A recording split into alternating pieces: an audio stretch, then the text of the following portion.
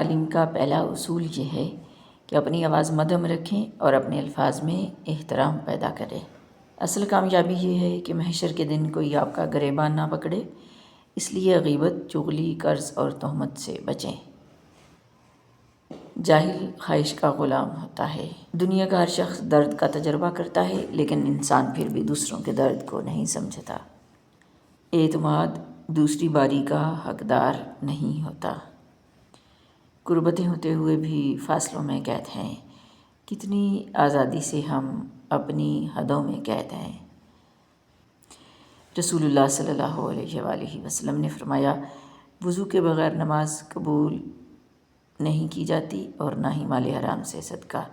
کچھ باتیں بھلا دی جائیں وہی ہمارے لیے اچھا ہوتا ہے، کیونکہ وہ جب تک یاد رہتی ہیں ہمارے دل میں کانٹوں کی طرح چبھتی رہتی ہیں۔ برے لوگ دوسروں کے عیبوں پر جاسوس ہوتے ہیں۔ ماچس کی تیلی میں سر تو ہوتا ہے لیکن دماغ نہیں ہوتا، اس لیے ذرا سے رگڑ سے بھڑک تو اٹھتی ہے، پر انجام اپنی ہی آگ میں جل کر خاک ہو جاتی ہے۔ حاسد کا بھی کچھ یہی حال ہوتا ہے۔ ثابت اسپغول سرسوں کے بیج، ایک ایک چائے کا چمچ اور ایک چٹکی کلونجی کھانے سے پہلے دن میں 2 دفعہ پانی کے ساتھ کھائیں، چند یوم میں قبض کا خاتمہ ہو جائے گا انشاءاللہ۔ جو رشتہ آپ کو آنسو دینے لگے تو سمجھ جائیں کہ اپنی مدت پوری کر چکا ہے۔ آلودگی سے لڑو، اپنے اندر بھی اور باہر بھی۔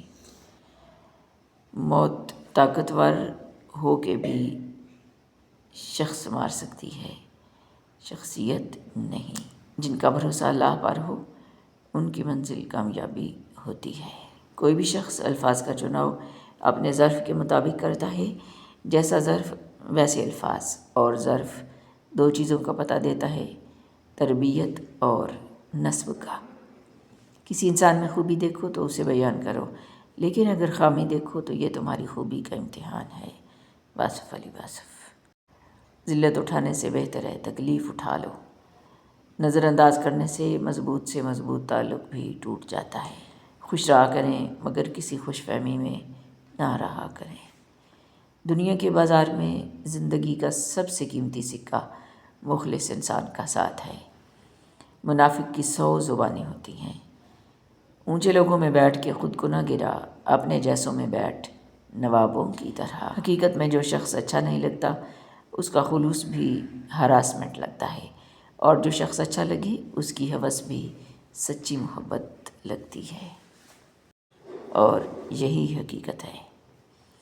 جو کسی کے ساتھ کچھ برا کرتا ہے وہ اپنی ذات میں اس کی سزا بھگت رہا ہوتا ہے، بس ہمیں خبر نہیں ہوتی۔ اعتبار ضرور کریں دوسروں پر، لیکن کسی کو یہ موقع نہ دیں کہ وہ آپ کو اندھا ہی سمجھنے لگیں۔